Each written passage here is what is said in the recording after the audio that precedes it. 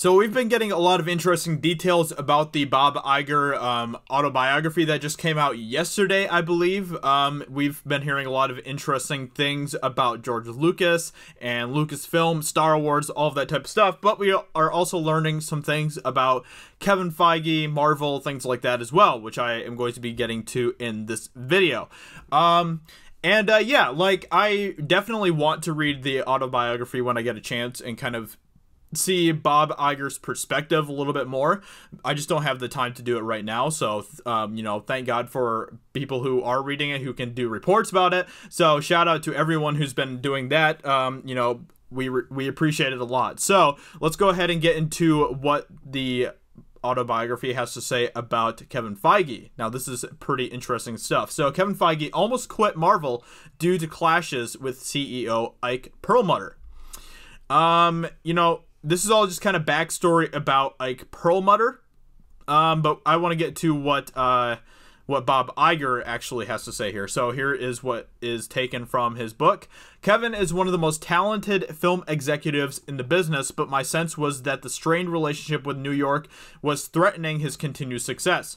I knew I had to intervene, and so by New York, he's talking about strained relationships with Ike Perlmutter, pretty much.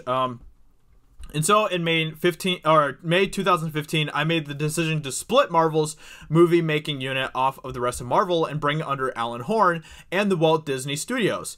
Kevin would now report directly to Alan and would benefit from his experience, and the tensions that had built up between him and the New York office would be alleviated. So there's a lot of conflict, a lot of tension between Kevin Feige and Ike Perlmutter. Now, to kind of delve into that a little bit, there's kind of, you know, a lot of truths kind of buried in that. There's a lot of different complexities with that. So Ike Perlmutter, you know, I never was really a big fan of him, to be completely honest, and I don't think that he was necessarily like he wasn't really the most helpful for Marvel Studios and stuff. You know, he had a lot of controversies with the studio and things like that. And Ike Perlmutter definitely said some things that were kind of on the far side of the spectrum that I didn't really agree with. He said, you know, things reportedly, things like, you know, when let's see, I think it's in this article here, actually. Where is it? Where is it? I think it's down here. Yeah, right here. So, according to the Financial Times, when Don Cheadle was hired as a much cheaper rate to replace Terrence Howard in the Iron Man franchise, Perlmutter allegedly told former chairman of Disney Consumer Products Andy Mooney that no one would notice because black people look the same. So, obviously, things like that is a problem.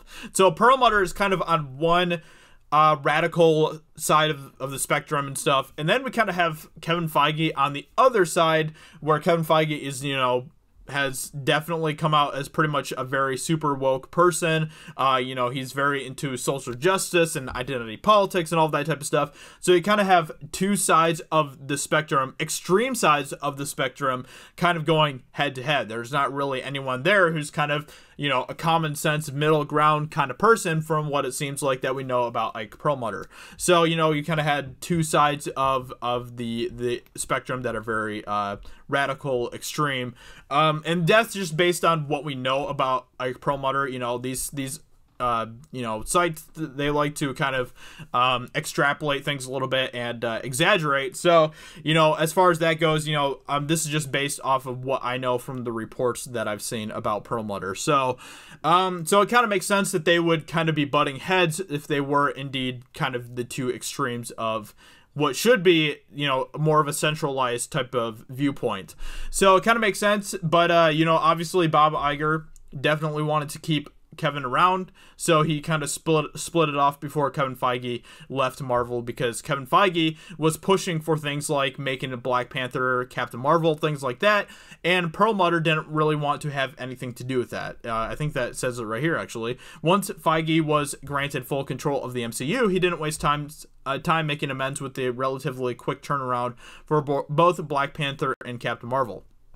Now, obviously Kevin Feige is definitely, he's really into identity politics, like I said, so he wanted to push this as soon as possible. He wanted to start getting identity politics well on the way. Now, Black Panther, I didn't really think that movie had any identity politics issues or anything, but we started to see that slowly creeping in with Captain Marvel, and now that they've announced Phase 4, that is pretty much full-fledged what they're doing with Phase 4 at this point. So, Kevin has fully embraced the identity politics SJW kind of viewpoint, and he is very happy about that, I'm sure. This is kind of what he's been wanting to, but it seems like Perlmutter was kind of holding him back from being able to do that.